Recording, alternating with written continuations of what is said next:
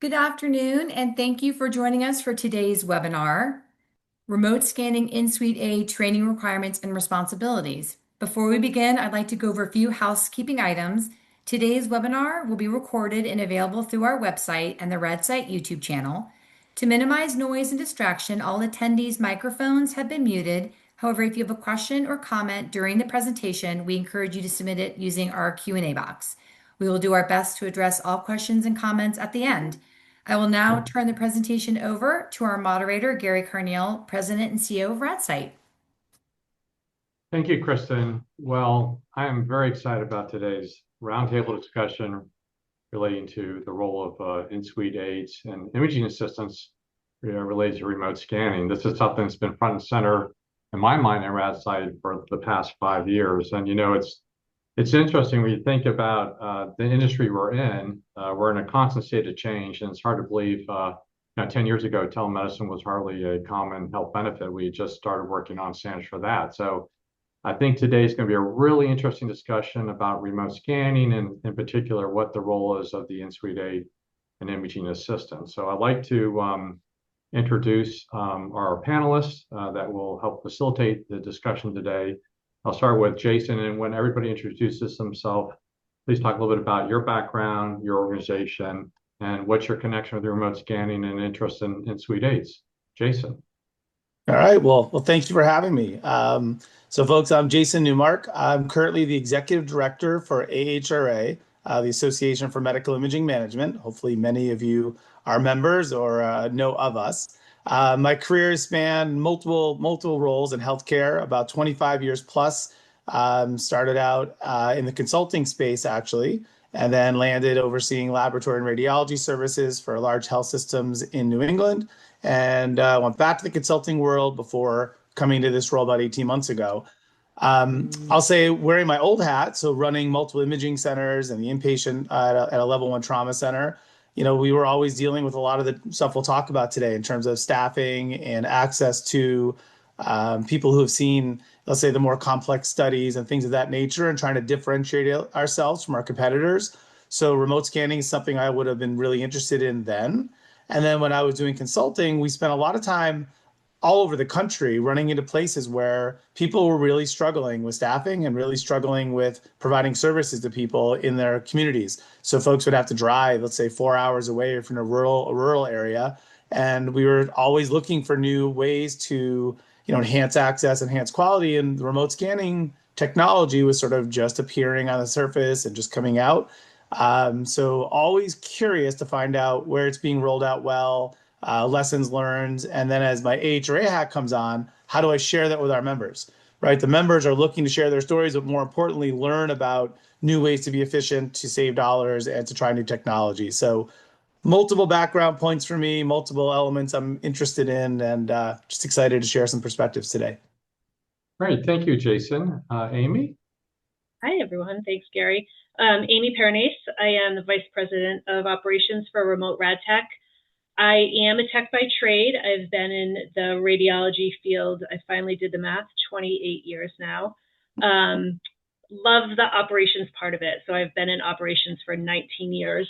And prior to this role, I was director of operations for a large healthcare system and oversaw about 30 outpatient imaging centers across 2 different states. And that's where I got introduced to remote scanning due to tech shortages and trying to staff MRI units that we could not physically have a tech there. So that was my first introduction to remote scanning, and then was introduced to remote rad tech and really saw the future and where radiology was going and got swept up in this momentum. So I'm currently on site at visiting a client and training on-site staff as we speak. We have some team members out on the ground and visiting their in-suite personnel and looking at their workflows. So I'm right in the midst of it right now. Hey, well, Amy, you're walking the walk. Looking forward to your comments. Leanna. Yeah, hello, everyone, and thank you for inviting the American Registry of Radiologic Technologists to join this conversation. I'm Leanna Watson. I'm the CEO of ARRT, and I'm happy to say that I've been a registered technologist with ARRT for almost 40 years. When I was working in the clinical area, I worked for 22 years for a regional referral center in Western Nebraska. And we actually had imaging aides in our department back at that time.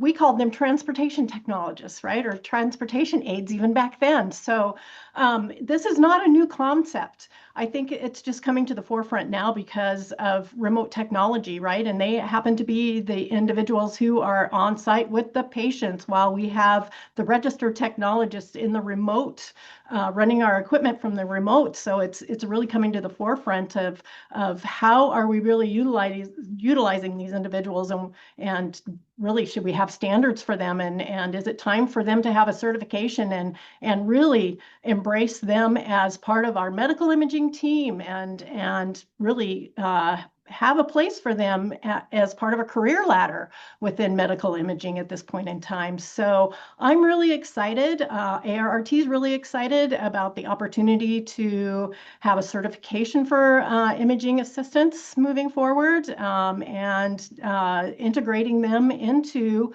medical imaging profession as an entry level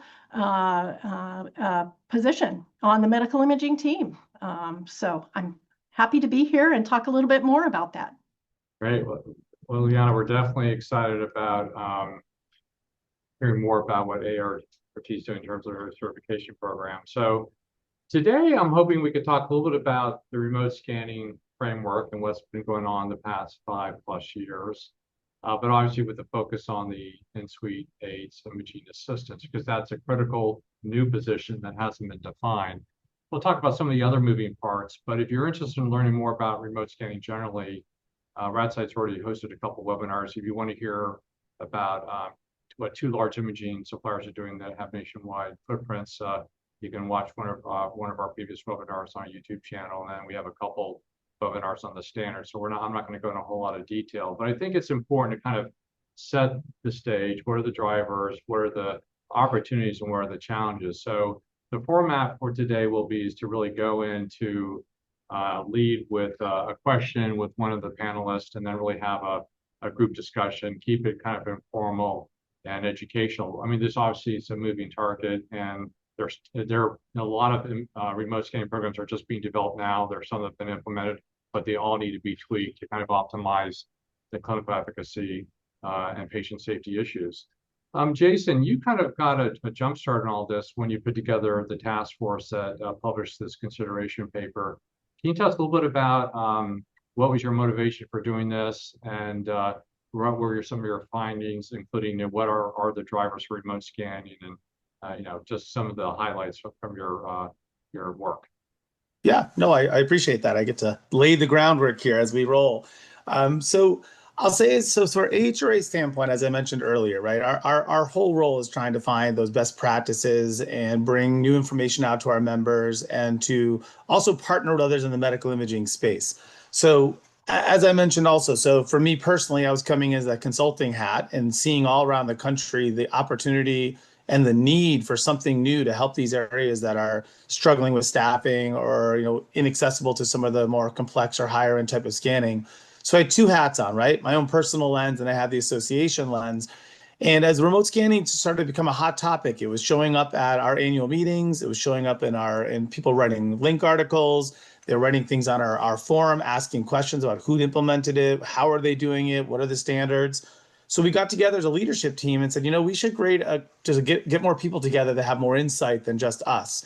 So we reached out to our partners. I think you were part of that, RadSite, ART, JCERT, ACR, you name it. I mean, we had like 10 different associations in the medical imaging space come together, and we all got together and sort of commiserated, and we all laughed, and we said, are there standards? And there weren't. And we kind of joked that we were all sort of scrambling, trying to figure out what would be the best way to move forward. So as a group, we said, look, we'll do a survey of some of the members, AHRA members or other members of associations, to find out, are people using it? And if they are, why? And what are some of the questions they have, and things of that nature. And then we just started to sketch out the why. Why is it so important that something like this came forward? So collectively, we put together what I call this consideration paper, right? It was very clear we were not all going to agree, right? Some people leaned one way and said, you don't need to have a technologist in the room. Other groups were like, you absolutely need to have a technologist in the room. Some talked just about some of the safety standards and other things that were there. And we all agreed, look, we're not going to get to a perfect consensus area. Why don't we just come up with a consideration document? And we broke it into a couple of different categories. I know some are listed on the screen here, but they were all around, if you were to go forward with this, how would you staff it, right? And we're going to get into a lot of this today, and that's what led to the medical imaging assistant role, and that role kind of being defined. We talked about other safety protocols, so you can have video cameras and who's going to oversee that, and if something goes wrong, what's your backup plan?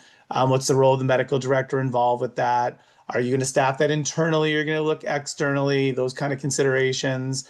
We talked about training programs for what that looks like and how you use this new technology and how you partner with your vendors in terms of they have the capabilities on their machines, but how do you actually implement that?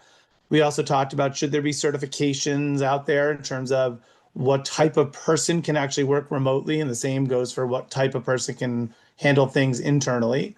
The IT support categories, all those kind of elements, and that sort of came together very high level in the document that we put out. But if I step back real quick, I'll try to wrap it up quick I'm really curious to hear from Liana and Amy here as well. I think the major drivers, as you said earlier, Garry, right? Volume's going up, right? Imaging volume continually goes up. We have aging population. We have new ways of diagnosing things. So the demand's going to be there. So on top of that, then you have hospitals that are full. So if you're on the inpatient side, right, we got to get patients through, right? So length of stay becomes a challenge when everybody's trying to use certain resources. And an MRI is a great example of that, where you only can go so fast on that scanner. So there you got demand going up, you got throughput kind of bottlenecks. On the outpatient side, same thing. Patients are trying to get in, they want to be seen sooner, and they want to be seen locally. They don't want to get in the car and drive 4.5 hours because this hospital doesn't provide MRI, doesn't have capacity, or they only see 1 or 2 cardiac MRIs in a month, right? So someone says, well, you need the expertise, you got to go drive to the big city. Well, it's not great for patients either.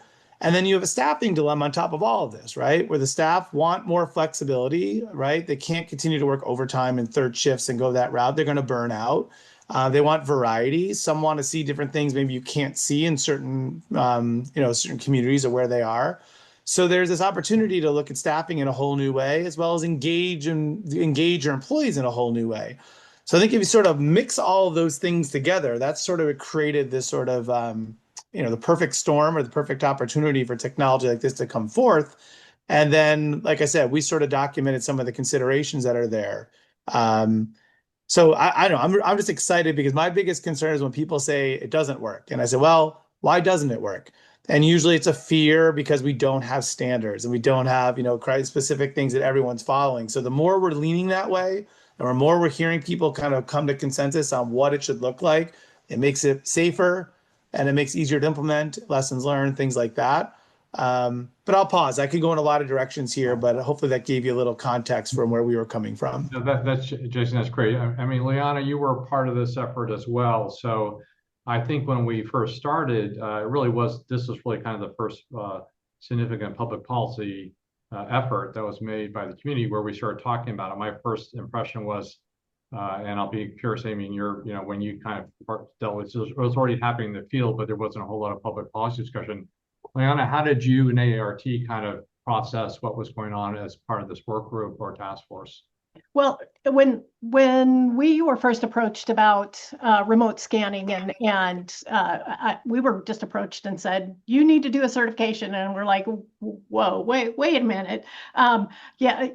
We had never heard about remote scanning in the first place, and now we're being asked to do a certification. It's like, well, we don't just make certifications. We need to make sure there's people actually doing this job, so we can do a task analysis to figure out, what are they doing, and what do we need to test them on, and where's even the standard for them? We need to make sure there's kind of a standardized way that they're doing their job, and we found out there's not, and that's a problem, right? So what we all determined was the train had left the station and there was nobody who was picking up the ball to actually write a standard. So what we needed to do was find sites who were utilizing these imaging assistant people to figure out exactly what they were doing, how they were doing it, how they were training them, what types of tasks that they were doing. So we brought them together for a week here at ARRT office and talked to them about what kind of things that they were doing, what kind of education that they were providing them to get them prepared to do the jobs that they were doing. And then that's how we came up with what their responsibilities would be, that we would be testing them for their competency, the education that we would be requiring them to qualify for our exam, the type of continuing education they're going to need to have to maintain their certification with us. So it was more than us just saying, what do these people need to do? We actually brought in people who are utilizing these individuals in a very safe environment, and making sure that we are setting this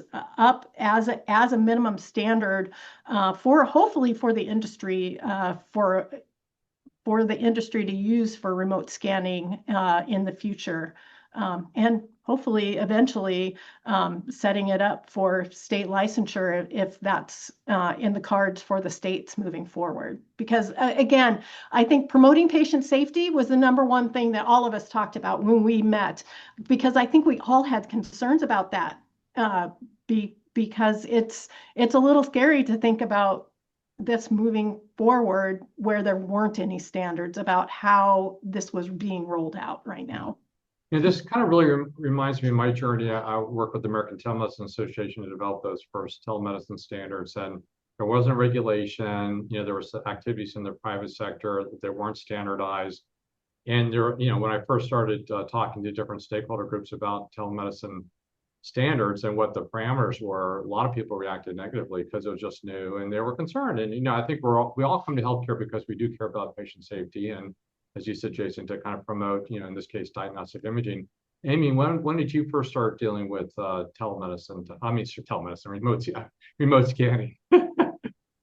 I learned probably about 4 years ago, but really more hands-on with remote rad tech. And I can just emphasize Liana's point. Clients coming and needing that support, but how do we handle who's on the ground, who's with these patients, and coming up with, everything that we've taken from ART and ACR and developing that training along with a couple MRSOs and people who've had experience.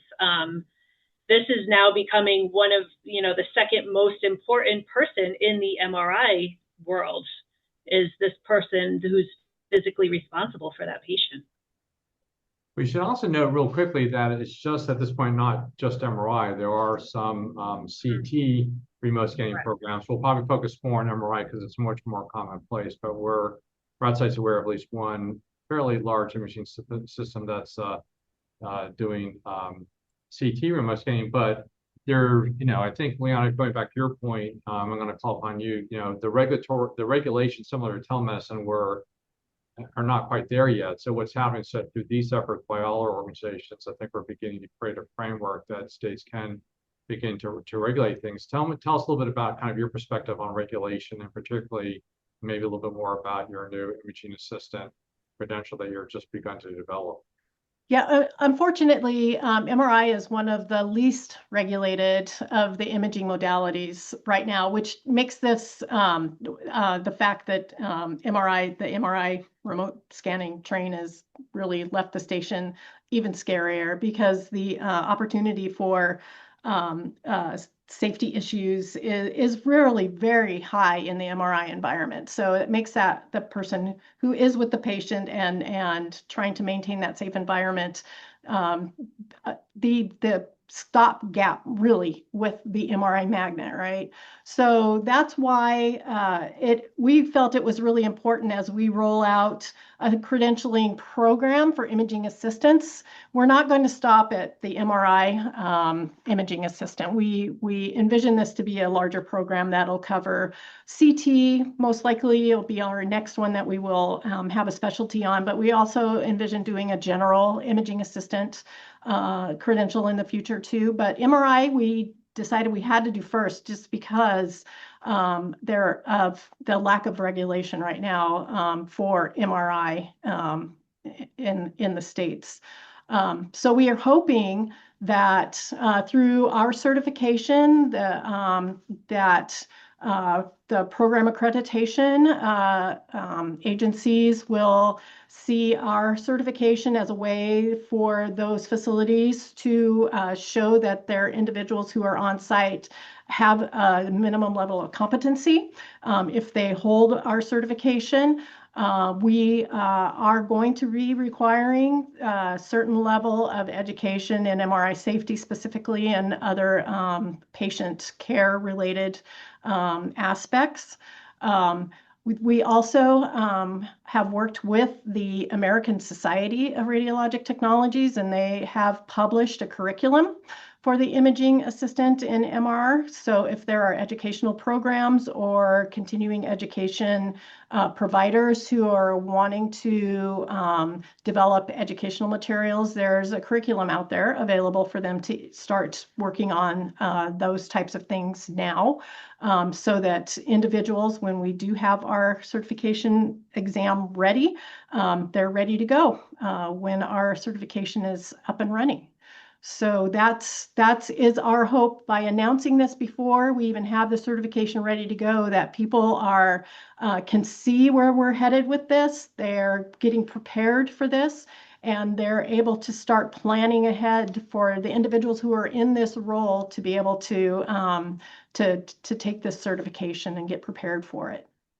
You know, it's interesting, Jason and Amy, to kind of really promote evidence-based medicine. There are a lot of moving parts here. You obviously have the staffing, you have the organizational framework, you have the technology, and obviously I think the concerns early on was really that there was not a whole lot of guidance on that. So you did have really disparate types of remote scanning programs out there. RadSite, came across this again probably about 5 years ago, similar, Amy, to your timeline. And we noticed that a lot of our credit companies were already doing this, imaging suppliers. So we felt like we had to begin to develop the standards. Amy, Jason, any thoughts about really kind of how, and I should say that all the, I think, major patient organizations are dealing with this issue, including AHRA and IC and Joint Commission. So I think everybody's beginning to talk about it and everybody's taking a little bit of approach. But for example, on the personnel side, obviously, Liana, your organization is going to take the lead. So we'll end up recognizing that like we do for technology credentials, et cetera. But Jason, Amy, any other thoughts in terms of kind of just where we are and where we're heading in terms of oversight of remote scanning or the personnel? Yeah, and I just want to say, I love this credentialing. I love, to kind of emphasize what Liliana said before, to create a career ladder for those tech aides is huge. It's one role that there's so much turnover in. I think this is great. I think this will help with job retention, engagement of staff, and like you said, keep making them feel like they're part of that radiology team. I think this couldn't have come at a better time. And I love that for that level of the tech aides and having something that they can strive for. Jason, thoughts? No, I think I concur with how Amy kind of laid that out. I think putting my administrator hat on, then it's a matter of creating that career ladder or lattice inside your organization. And I know the questions that will come up is a tech aide going to say, am I going to get paid more? Is it a different job quality? And it should be, right? You're starting to get different kind of qualifications and a little more, not necessarily autonomy, but you're in a situation where you need to have another level of certification. So I think some of the students will ask, though, what's it going to take for me to get certified and what's the return at the end? Now, it's easy to say you're getting exposed to wonderful things. You're seeing the progression. Maybe you'll go to actually become a full certified licensed technologist, which would be fantastic because we need people to come up and get into that ranks. But I think that's something to consider. And I know I've heard some of my colleagues or friends that are running places say, okay, we're trying to figure this out. Like, what are we going to pay these folks and how we look at it? But I think for me, and wearing, I think, the AHRA hat, to think of all the administrators out there, what I'm loving now is we're starting to get someone stepping forth and putting some standards on paper that are there, right? And that's going to help alleviate some of those concerns that are there. Now, not everybody's going to jump to this, right? I mean, even in my old organization, we had tech aides that helped all the time with helping patients to and from, getting them on the room, in and out of the room, positioning, whatever that was. Other organizations I went to, especially when I was consulting, they're like, we don't use tech aides, it's only techs. Okay, well, that creates, you can do that, but I think that creates a lot of pressure on you from recruiting, staffing, retaining. And if you're running into staffing challenges, I think looking at alternative ways to staff, as long as they're trained and they're certified and they've gone through the elements, right? To me, a lot of the MRI issues that I ever saw in my career, you read about, are just whether you're trained or you're licensed or not. It's not following the rules. It's somebody feeling rushed, somebody missing a step. I hate to say it's human error, but a lot of it is, right? So I don't know, I'm excited for the fact that we're gonna have some standards and we're gonna go that route and that we're taking a step that direction. That's great. And of course, and we'll talk a little bit more about this, but the rules of engagement for a CT in Suite Aide is going to be a little bit different than Yeah. MRI, which of course you're using ionizing radiation. And actually, some states I think have actually prohibited at this juncture remote scanning for CT.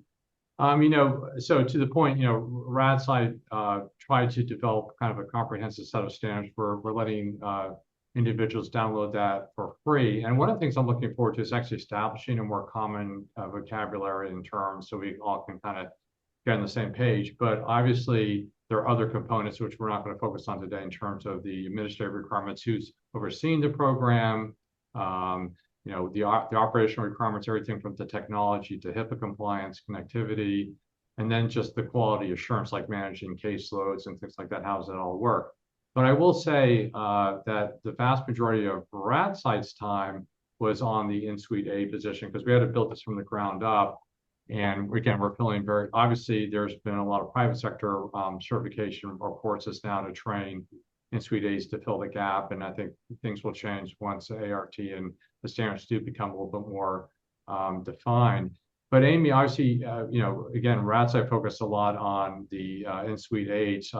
Probably 60% of our time over the past few years as we develop the policy and the standards. I mean, so you're living and breathing this with remote rad tech. How did you go about training and deploying actually the use of in-suite Aides and imaging assistants with your clients?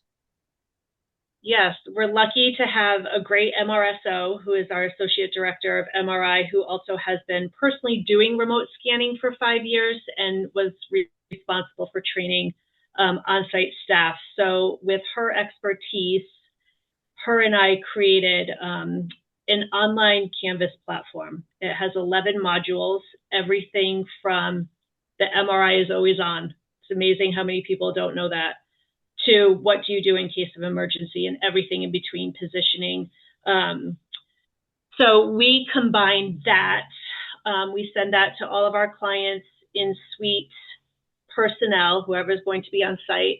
That's an online class that they take on their own independently. And then we send an MRSO out for however long it needs to be to do that physical hands-on training, the positioning, coil use, what to do with, that patient that can't lay flat or has a cast on their elbow. What are those alternative positions? How do you prevent burns? What do you do in a case of emergency? How do you quench the magnet? What happens if you lose internet? I mean, there's all of these things that we go over in person, and we stay there until that MRSO and the personnel feel confident that they are ready to run that suite.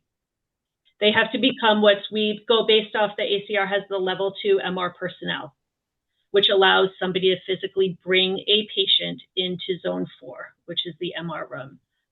So that's what we get those clients up to. Jason, any related thoughts? No, I guess I'm still learning about Amy's company, and I know that she's out there, and I'm excited for that because we get technologists who are trained and have that expertise that we can bring out.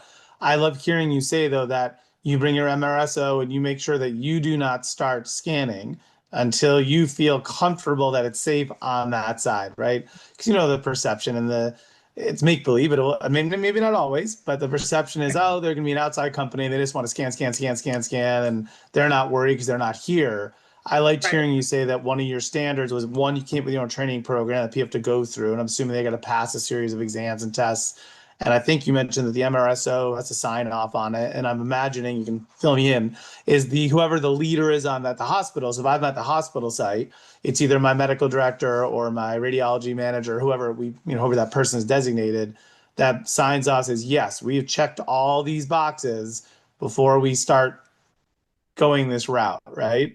Yes, correct. And that's every box from training to, do I have the correct platform and is everything hooked up security-wise? Right. And I think I also heard you mention things that I liked about, do they have the contingencies in place? Like what happens if the internet goes out? What happens if we're in the middle of the scan and we're not connecting to you anymore. We can't see you. And now you're there. Right. Scanners on, as you said, right? And what are those, how do we work through that? Um, I have a question I want to throw back. This one is just in my head, and I guess it's for Liana and Amy. I should know the answer, but what about with IV contrast? So where does this change in terms of, I know that, a lot of folks, we just did a survey, by the way, AHRA did one, and still going through the results, but like over 175 people responded, right, about their use of remote scanning and all of that. I'll make sure I share that with all of you guys so we can get this out to everyone. Shockingly, out of the 175, less than 20% are actually using remote scanning. But one of the big ones I circled on here from the results I was looking at this morning was about the IV. And the respondents were almost to a T saying, unless you are a credentialed licensed technologist, a nurse, a PA, you're not pushing IVs, period, like zero. So I'm just curious, like when we start talking about other levels of people, I don't even know, is it by state? Is it something that you're looking at, Leon? Is it something, Amy, you consider? Because you're only going to get so far if you still need someone when you're staffing short that has a certain license to be able to do the IV. I'm just sorry, Yep. this was in my head. Right. So actually, it is something that our practice analysis group talked about. And first of all, this is state dependent. A lot of states have rules and regs about who can and can't administer medications, and contrast is considered a medication. So first and foremost, that's what's going to drive this, right? But in states where there aren't any rules, regs about this, in reality, the imaging assistant could actually administer contrast administration. Because of that, our content for our examination and our educational requirements is including this because of that, right? So we have to test at the level that anyone who would be in this job may have to perform this procedure. So that would include phlebotomy, right? And Yep. or contrast administration. So we are including it as part of what we will be testing for the imaging assistant, because we had individuals who were on our practice analysis who were in a state that would allow that. And so their imaging assistants were doing it. So again, we need to test all scenarios where they may be doing it. But again, it's going to be up to the site to decide if they're comfortable with that, and it'll be up to state rules and regs also. And to add a little bit more complexity, you have the whole notion of virtual supervision that was first established through the public health emergency, which a rumor has that CMS will make permanent in calendar year 2026. So, I think in most cases, in this graphic, I actually have someone other than the in-suite aide co-located on the bottom left with the patient, because hopefully in most cases, obviously, to Liana's point, if the state is regulating that that it was within the scope of license to inject contrast because it is a medication, and so RadSite ultimately will follow the state standards, but we're also currently working on maybe developing a little bit more prescriptive approach, because when the physician or other certified professionals not co-located with the patient and the IV contrast, you just want to make sure that the right person's there in case there's an adverse reaction by the patient. But I think this also begs the question when you look at this chart, which shows different vignettes, Jason, really about all the staff that's part of a remote scanning program, because all the Right. this is on in-suite aide. You got the medical director, you have the remote scanning technologist, which we're going to talk about in a minute. In addition to the in-suite aide, you have perhaps the technologist. I mean, obviously, AHRA deals with a lot of aspects of the professionals associated with imaging. Any thoughts about all these different individuals that are part of the process that need to work in somewhat a synchronous way to actually make sure that the imaging is done optimally and that there's no patient safety issues? Because I'm sure already there's been one or more patient safety Right. and maybe even immediate jeopardy event at an MRI where the in-suite aide was co-located with the patient. So how have you been processing all these different individuals, and how does that, and obviously, Leon, I'll ask you and Amy too, how you kind of bring this all together. Yeah, I mean, it's a great question. I mean, I can speak to a little bit of what I can envision what I would have done if I was still in the setting when I was directly overseeing, these types of services. On the AHRA hat, I think we probably have members that are doing it very well and members that are trying to figure it all out, right? My goal is to get these folks to share their stories with us and answer these questions directly from the people that are doing it. I think you said it really well. I mean, this is like a concert, right? This is a lot of people in an environment where a lot of things can go wrong really quickly. So more so than not, when you're rolling out a new technology where you're releasing some of the main part of running the machine to someone that's not physically there, you got to have everything else lined up, right? Your IT team is not on here. I would say your ancillary has got to be rock solid, some sort of checks consistently, some sort of balance. We double check that our connectivity is there and we can hear each other and all the things that go with that. More importantly than before, because now you don't have that. I would say you got your facilities and making sure your zones are marked off correctly. Have you made a nice argument? Maybe you want to have those when you walk through and it checks for lead, I can't think of what it's called when when you're checking to make sure someone doesn't walk into the room, or your zones are very clearly marked and defined and all the people understand MRI safety to a T. So no cleaning people or environmental staff or no, just anybody general gets into that suite and goes in the wrong space. To your point, the medical director and having an oversight, because somebody has to ultimately be responsible for the quality of what's going on with the MRI side. As an administrator, this is where you get nervous, right? You're like, okay, I'm the conductor and I really got to make sure everybody's together. So, maybe it's more consistent meetings, checking things how they worked, having a regroup, checking on the quality of the scans of the doctors. They all come out the same way. Do the patients understand the person's there? Do they need to know? I don't know. It's a really interesting question, right? They see someone that's there as you go, but I just think there's a lot of moving parts. So I think more than ever, it's important that it's just people are taking time and really walking through the checks and balances before you turn the program on. And then once the program's on, is it working? What can we do to refine it? Can we do something to be, more efficient? And, I start safety first, and then just how do we kind of run that program? And then understanding what everybody's roles and responsibilities are and how standard you can make those, right?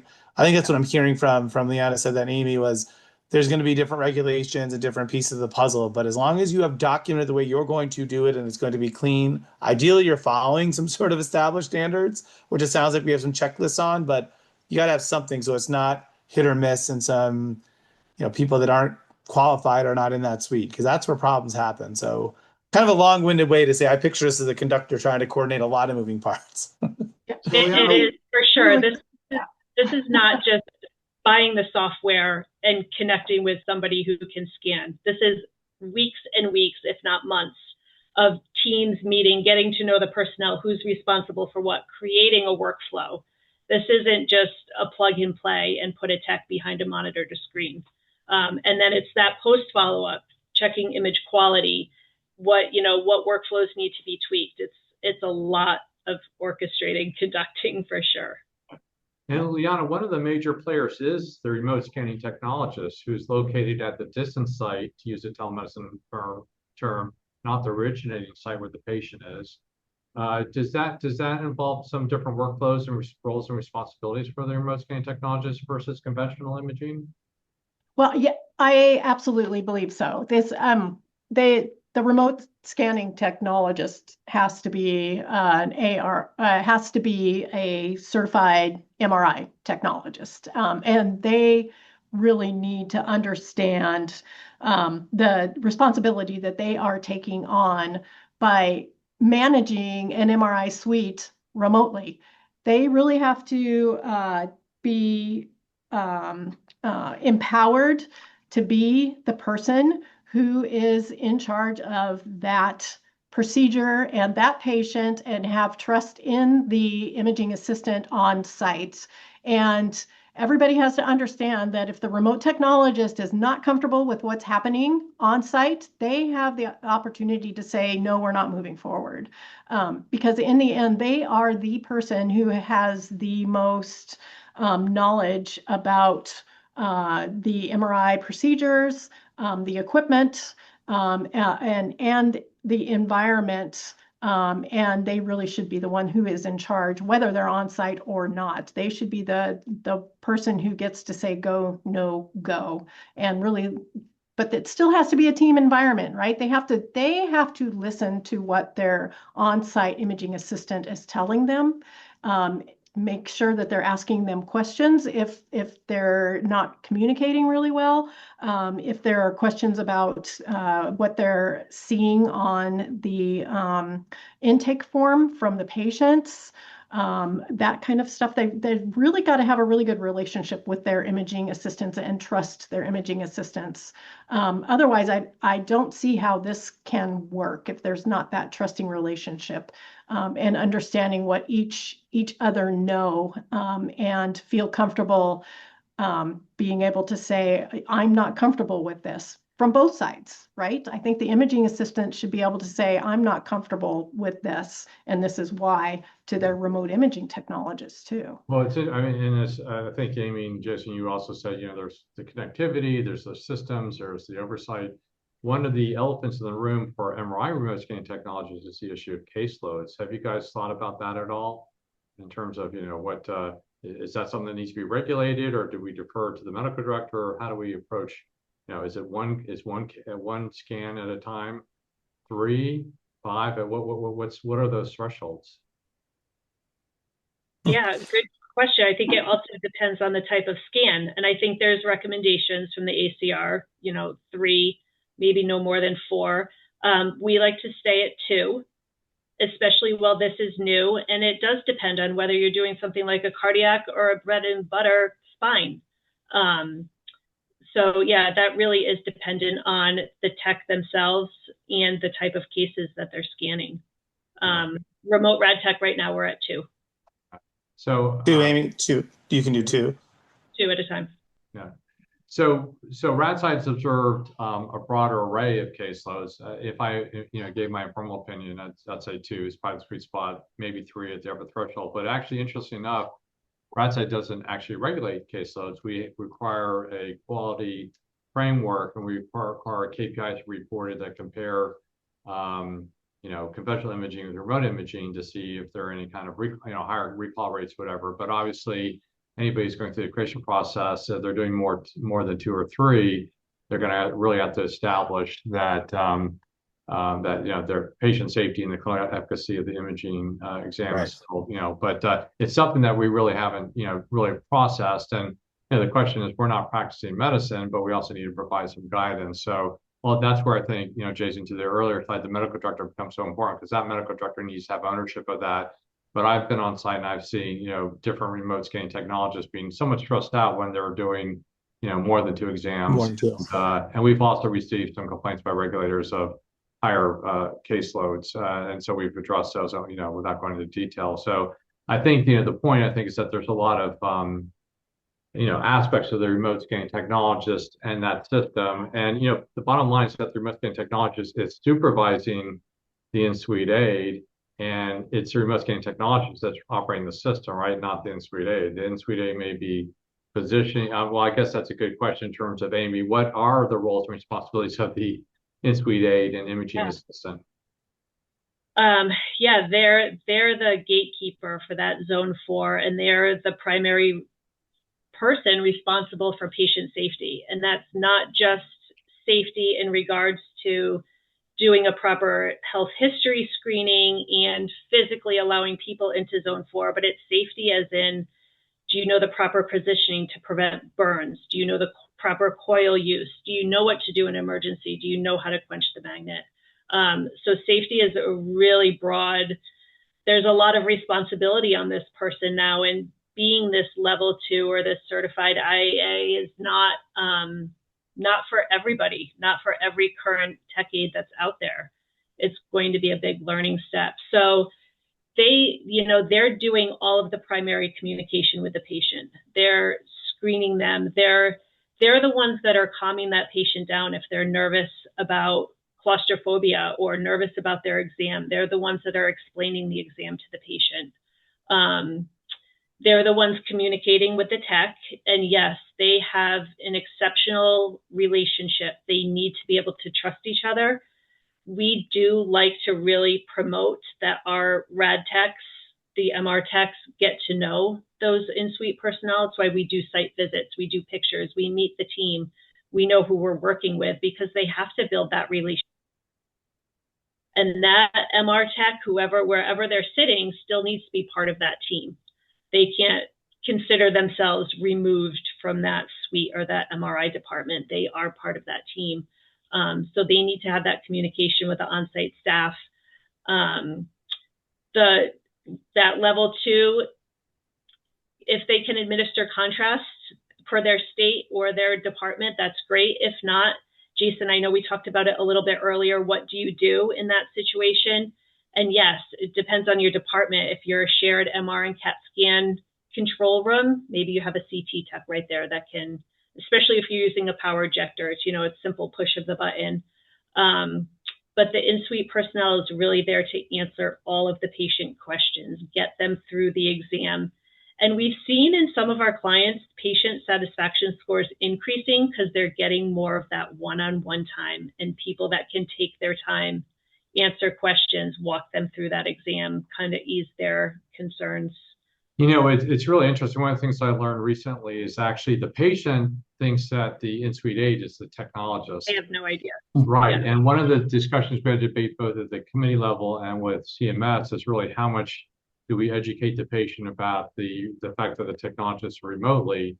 And in telemedicine, telehealth, there's a little bit more of an aggressive approach. You provide informed written consent for the intervention for the healthcare, but also for the intervention of telehealth, telemedicine in most states and most standards. When you initiate the process here, it's a little bit more, you know, you don't want to confuse the patient. So really the in-suite aide becomes the kind of face of the technologist in all practice. And then these systems are still working on, you know, how can the remote scan technologist even communicate directly with the patient? That's still kind of being worked out. But Jason, Liana, any other highlights in terms of the roles and responsibilities of the imaging assistant?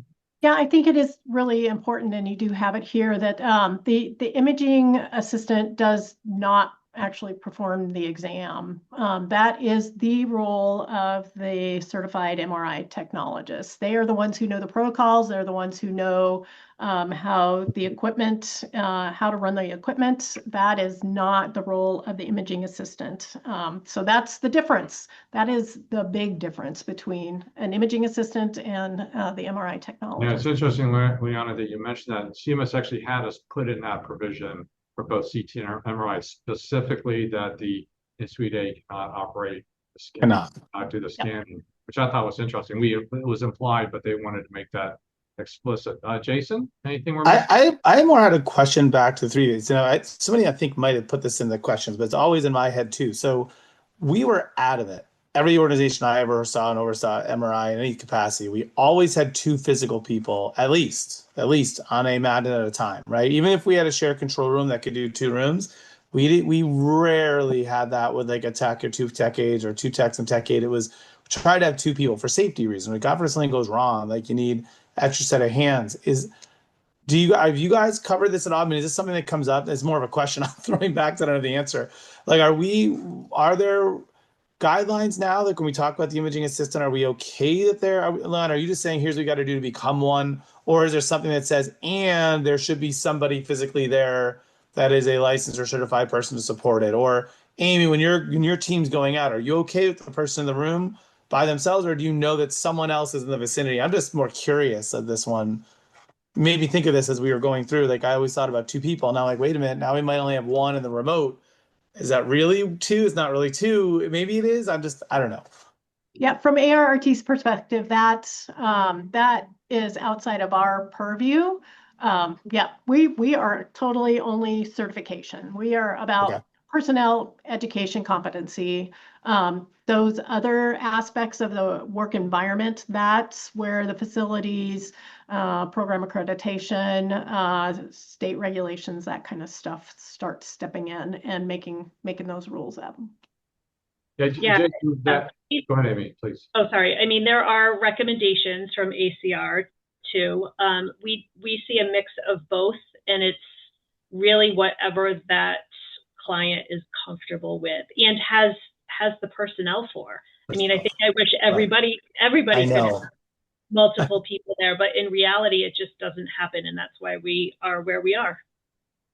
And I think, Leon, that actually, so Jason's question even, makes it more important about what are the qualifications, what are the training requirements, because it's possible in some MRI suites that the imaging assistant may be the only personnel co-located with the patient. And Jason, to your point, there seems to be more of a history historically that there was, two staff members that were co-located with the patient. So that seems to be changing. But Liana, so in terms of the qualifications, what do you think kind of is the substance behind, particularly for the MRI and suite aide, to make sure they're qualified? Yeah, so first and foremost, they have to be at least 18 years of age and have a high school diploma or a GED. Just that's the basic qualification. And all of this information is available on our website, actually. In terms of clinical competency requirements, we have a list of patient care procedures that they have to complete, MRI safety requirements, and it's really similar to what Amy talked about that they are actually doing through their training. There's MRI positioning and anatomical landmark clinical competencies that they have to go through, and they have to do a certain amount of MRI quality control tasks. So for the MRI safety requirements, those can be observed and verified by either a registered and certified MRI technologist or a MRSO. The positioning, anatomical landmarking, and patient care procedures that would require verification by certified and registered MRI technologists. We also have specific educational requirements, didactic educational requirements. They're listed in terms of continuing education type of credits, but they could be earned through an educational program also.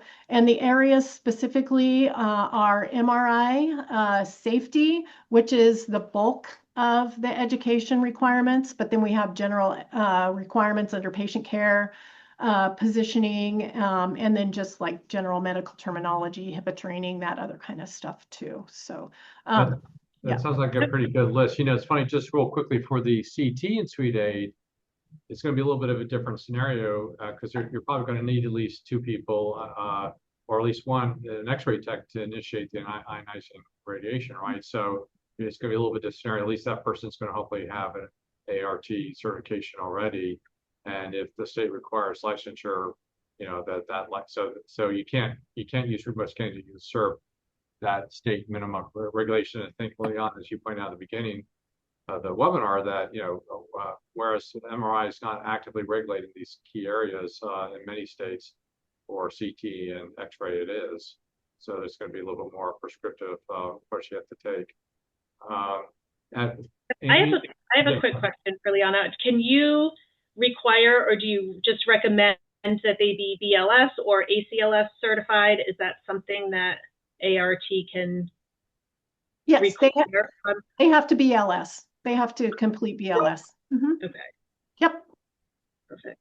And I have gotten many questions, and I think, from kind of the doubters or the naysayers, or, so just anyone, somebody from EVS can come in and be a in-suite tech aide. And I almost want to say yes, if they've done the proper training, if they can. Yes. Do you agree with that? Yes. And of course, the way we've outlined it is if it's somebody like that, they have more education that they have to do than if it's a CNA or a medical assistant who's coming in to do it. So we actually, if you look at our documents, we have that clearly outlined that if somebody with some type of medical background is coming in and wanting to do this, they're getting credit for that already. So they don't have to do quite as much education as somebody who has zero medical education. So yes, it is designed to be an entry-level entry level into medical imaging. And we developed it. So hopefully, if these people really are interested in MRI, we're planning to develop a pathway for them to be able to complete their education to become an MRI technologist eventually too. So this is just the beginning. I mean, this has been such a great discussion, and we could spend, I'm sure we could have a 4 hour roundtable discussion and not run out of things and then we could tell our bad jokes. I'm just kidding. But, as we kind of wrap up and maybe leave a minute or two for any questions that have come in, I mean, I'll just kind of do a round robin. I mean, in terms of just kind of a summary of the opportunities and challenges, what kind of thoughts would you want to leave us with in terms of, what's going on? Because obviously a lot's happened over the past 2 or 3 years, where we were 3 years ago in terms of the public policy discussion, where we are today. There is this convergence happening, and there's a lot of activity. But what would you like to highlight in terms of opportunities and or challenges? Who wants to go first? I just want to, and I don't know if mine's opportunities or challenges, but I think I just want to point out that I 100% feel this is the direction that MRI and CT and who knows what other modality is going. It is scary, especially because it's unknown. It's not highly regulated.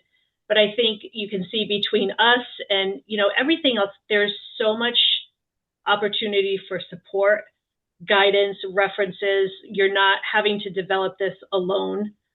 There's lots of people out there, this panel and ACR and RadSite and IAC, everyone, with the expertise that can help you develop this program. So it shouldn't be as scary as it might seem. There's a lot of support out there. Jason, what do you think? What are your thoughts? I think wearing the administrative hat, I think our members would love to learn more about where it's working well, and also share their stories of where it is working with lessons learned. I agree with you so much, Amy. This is coming, right? The world is changing. Staff want access to different type of I'll say daily schedules, right? They may not work different shifts. They want to do different things. Some might want to be remote. You need to get patients better access to higher levels of care they can't necessarily get in their own communities. I think the technology is there. I think that there's use cases that are out here. It's just a matter of learning those and telling those stories. And I think as this starts to catch on, and it's done in a safe way, that we're starting to get these standards, I'm super excited. And we've come so much farther than we were 3-4 years ago, when it felt like the Wild West, right? It was like, oh, the vendors have it, they're ready to go, but we weren't ready yet.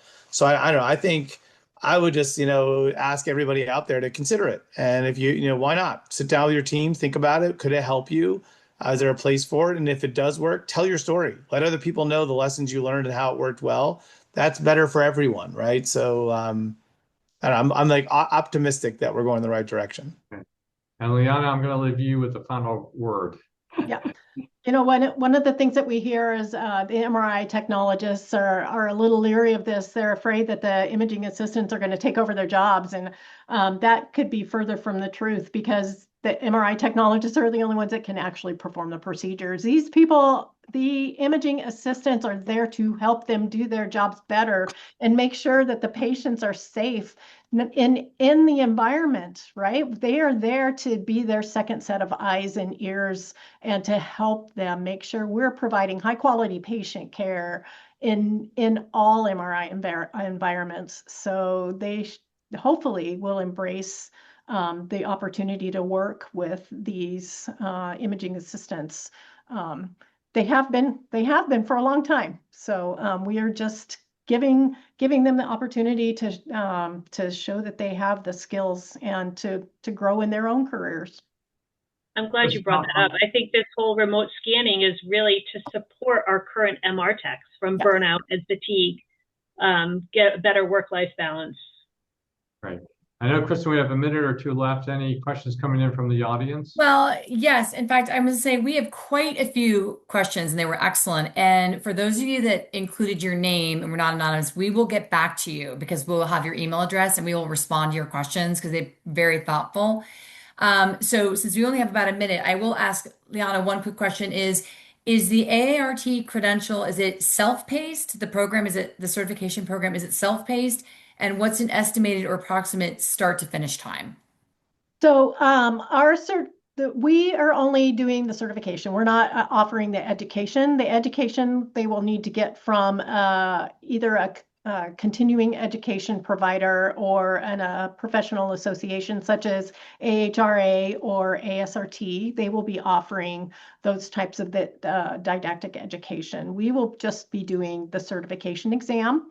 And we are targeting being able to accept applications in the spring of 2026 with the first administration in fall 2026. Okay, great. Wonderful. Yes. Okay. So we don't have time to go into some of these incredible questions, but we will get back to our wonderful attendees with those responses. RadSite would like to thank our moderator, Garry Carneal, and our panelists, Amy Aide? Sorry, I was going to give you an I Italian know. name. Practiced Jason, before too. Jason Newmark and Dr. Liana Watson. And just as a reminder, today's webinar has been recorded. So please visit our webinar page on RadSite's website or our YouTube channel for this webinar recording and past webinar recordings. As I mentioned, we will get back to those wonderful questions. And we thank you for joining us today. And we look forward to seeing you again on future webinars.